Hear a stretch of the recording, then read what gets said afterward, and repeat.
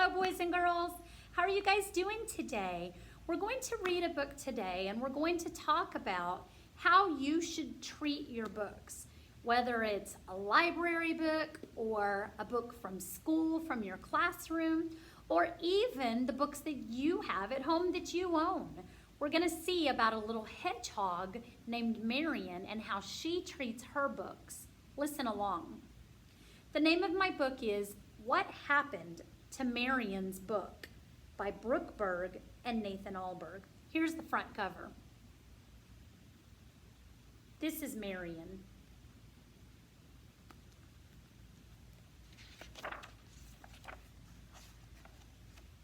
Marion loves books, and she has all kinds. She has storybooks, she has joke books, she has picture books, she has poetry books. Marion even has books about animals and cars and places far away.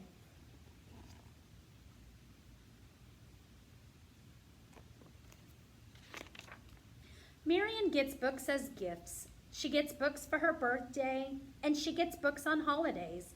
And sometimes, when she is very, very good, she and Mommy go shopping at the big bookstore in the city.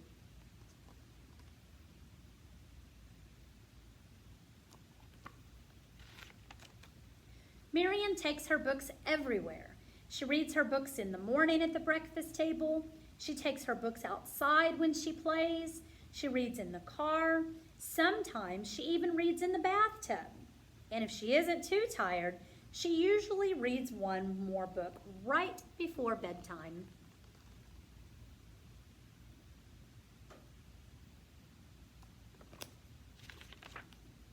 Nana says that after Marion finishes school, she will surely grow up to be a librarian. Nana tells her that librarians help people find good books to read, and they read stories to kids who visit the library. Marion the librarian has a nice ring to it, Marion thinks.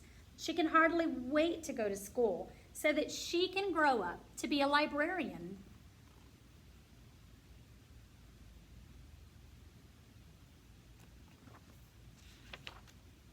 At last, the big day arrives. Marion starts school. The first week, Marion learns many things. She learns to find her desk. She learns to wait her turn at the drinking fountain and in the lunch line. She learns where to find the playground, the music room, and the library. Marion also learns that in her school, the library is called the Media Center and that the librarian is named Mrs. Carlson. But the very best thing Marion learns is that she can check out 2 new books from the Media Center every week. So this is just what Marion does.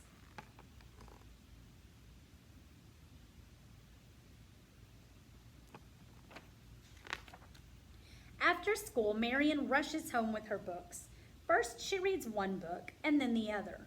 Later that evening, Mommy reads one book to her and Daddy reads the other.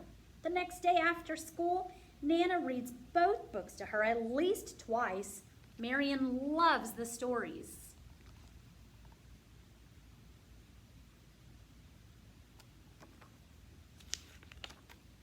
At breakfast on Saturday morning, Marion brings her books to the table so that she can enjoy them while she eats breakfast. And this is when Marion's book trouble starts. She is fixing her toast when what do you think happens? Let's see. Plop. She drops raspberry jam right on the book. At first, Marion isn't worried. She has spilled on her own books lots of times. She calls her dog. He licks and licks and licks the page until it isn't sticky anymore. Actually, now it is kind of slimy, but the red stain is still there.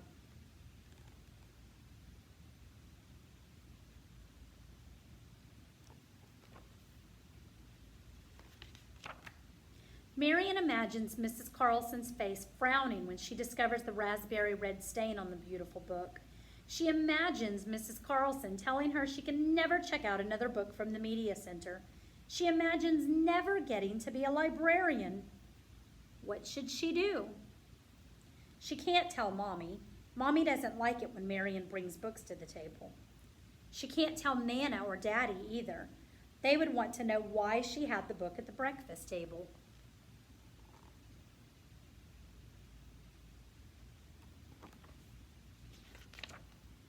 Marion thinks and thinks about how to get the stain out. Then she thinks about how she gets herself clean. That gives her a bright idea. She grabs the book and races to the bathroom. Maybe toothpaste will work. After all, toothpaste makes her teeth white and clean. Marion spreads a thick line of toothpaste onto the raspberry red stain, then rubs it around. At first it looks whiter, but no, the raspberry stain is still there.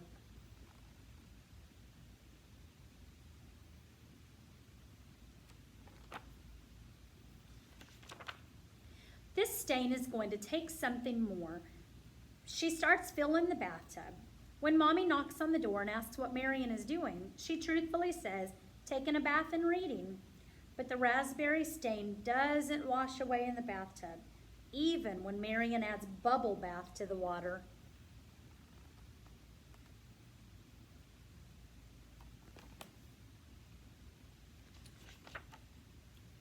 Oh, what can Marion do? Then she remembers the washing machine and the new detergent that Mommy just bought. Marion read on the box that it is specially made to remove stains. Marion knows that this will do the trick. It says on the box that it's guaranteed to work.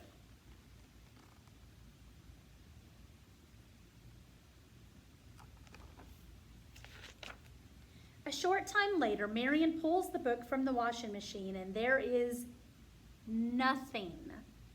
The stain is gone, but so are the words and the pictures. The detergent washed everything away. Oh no! Marion knows that she can't return this book to the media center. No one can ever read this book again.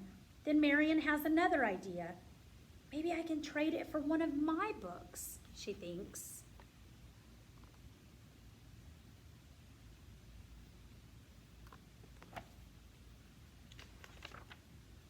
First, Marion pushes the book to the very back of her closet where no one will ever find it. Next, she looks through her books to find one that she can take to school instead. Marion knows that the book she brings in will have to be a very good one. She carefully looks through each book, pretending that she is Mrs. Carlson.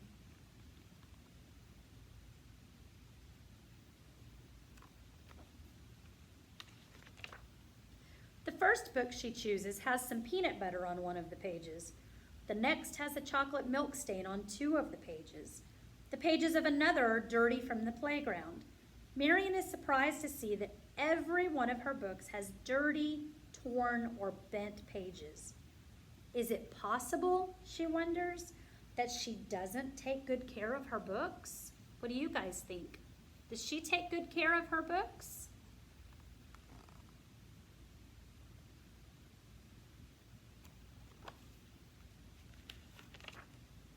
With tears in her eyes, she goes to her closet, digs the book out of its hiding place, and goes to find Mommy.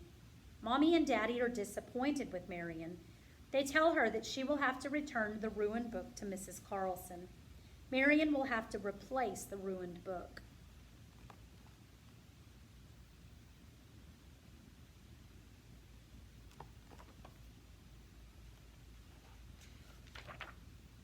On Sunday night, Marion empties her piggy bank. She hopes that it will be enough to pay for the book. She also hopes that Mrs. Carlson will let her check out more books. When Nana comes in to say goodnight, she reminds Marion of the good lesson she learned. Marion goes to sleep knowing that she will never take her books to the breakfast table, out to play in the yard, or into the bathtub again.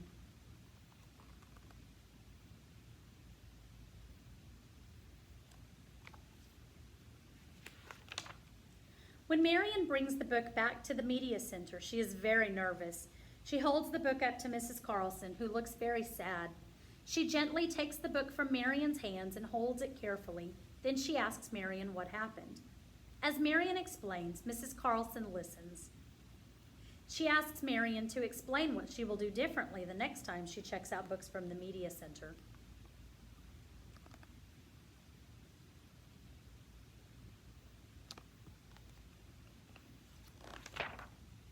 Finally, Mrs. Carlson asks Marion if she would like to see the book hospital. Mrs. Carlson explains that the book hospital is where she and her staff work to clean and repair books that have been injured.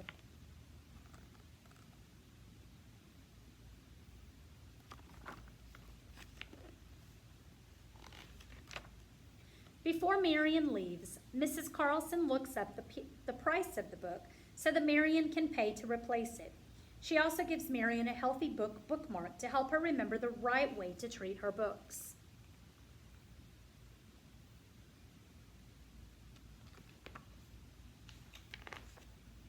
And of course, Marion finishes her visit by checking out 2 more books. And on the very last page of the book, the author writes a little author's note and shows us a real picture of her hedgehog named Marion. Do you want to see it?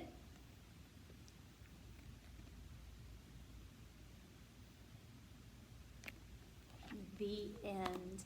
I hope you guys enjoyed the book. I hope you learned a little bit of a lesson, and I hope you learned how you should take care of books, whether they're yours or they belong to the school or to the library. Have a great day, guys. See you later.